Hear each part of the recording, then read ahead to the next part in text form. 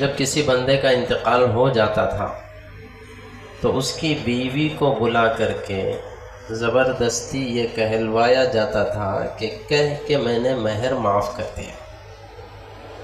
اب بھی ہوتا ہے کیا ایسا؟ آج کل تو نہیں ہوتا، اللہ کا فضل ہے آج نہیں ہوتا، لیکن کسی زمانے میں ہوتا تھا۔ ویسے خدا کا احسان ہے کہ آج کل تو ہمارے جوان عقد نکاح کے وقت ہی نقد مہر دے رہے ہیں، اور دینا بھی چاہیے۔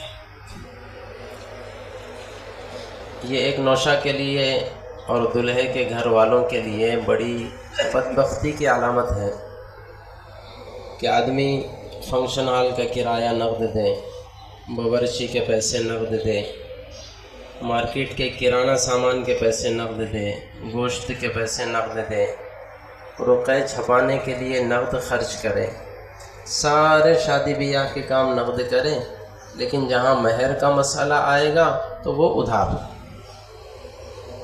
بدبختی کی علامت ہے نا۔ اس لیے اللہ کے فضل سے ایسا ہو بھی رہا ہے تقریباً 90%، اور ہونا بھی چاہیے کہ آدمی دوسرے کاموں کو ضرورت پڑے تو ادھار رکھ لے، لیکن مہر کو ادھار نہ رکھے۔ جائز ہے اپنی جگہ، لیکن اللہ کی جانب سے یہ حق بنایا گیا ہے، اس میں کوتاہی نہیں برتنی چاہیے، پہلے ہی دے دینا چاہیے۔ بہرحال اکثر ایسا ہو رہا ہے، اللہ کا فضل۔ تو بعض گھرانوں میں ایسا ہوتا ہے، پرانے زمانے میں ایسا ہوتا تھا کہ ایک آدمی مر جائے تو اس کی بیوی سے زبردستی کہلوایا جاتا تھا کہہ کہ میں نے مہر معاف کر دیا۔ ہمیں ذہن میں رکھنا چاہیے اس طرح سے معاف کرنے کی وجہ سے مہر معاف نہیں ہوتا۔ مہر معاف ہوتا ہے دل کی خوشی سے معاف کرنے کی وجہ سے۔ اگر اسے معاف کرنا ہوتا تو اپنے شوہر کے ساتھ اس نے 10 20 30 40 50 سال گزارے، اسی وقت معاف کر دیتی۔ اب تک اگر زندگی میں معاف اس نے نہیں کیا ہے، اور اس کے شوہر کے مر جانے کے بعد اس کی قبر پر، اس کے جنازے کے قریب میں، اس کی نعش کے پاس دوسرے لوگوں کے کہنے کی وجہ سے وہ مہر معاف کر رہی ہے، تو کیا گارنٹی ہے کہ دل سے معاف کر رہی ہے؟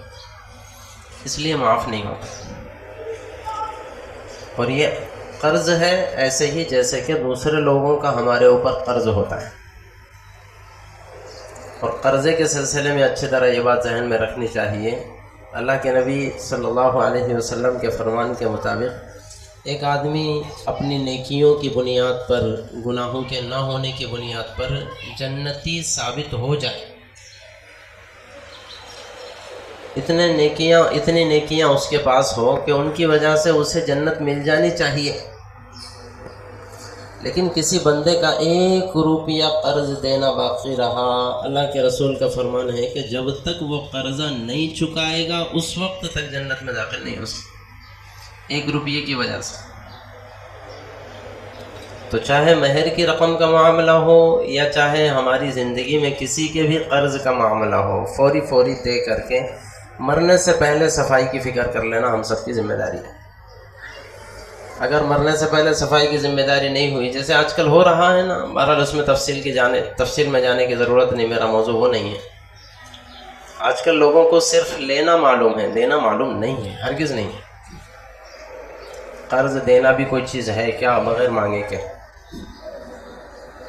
100 آدمیوں کو اگر آپ نے قرض دیا اور 100 کے 100 سے نہیں مانگے تو قسم کھا کر یہ بات کہی جا سکتی ہے 99 لوگوں کے پاس سے آپ کا قرضہ وصول نہیں ہوگا، 100 میں کوئی ایک ہی بندہ ایسا ہوگا جو بغیر مانگے کہ آپ کا پیسہ آپ کو دے دے۔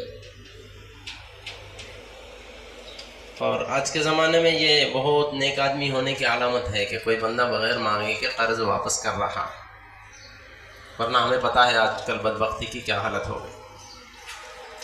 بہرحال خلاصہ یہ کہ اس طرح سے مہر معاف کروانے کی وجہ سے معاف نہیں ہوتا ہے، زندگی میں ہی قرض کی رقم دے دینے کا ہمیں اہتمام کر لینا چاہیے۔ اللہ ہمیں توفیق نصیب فرمائے۔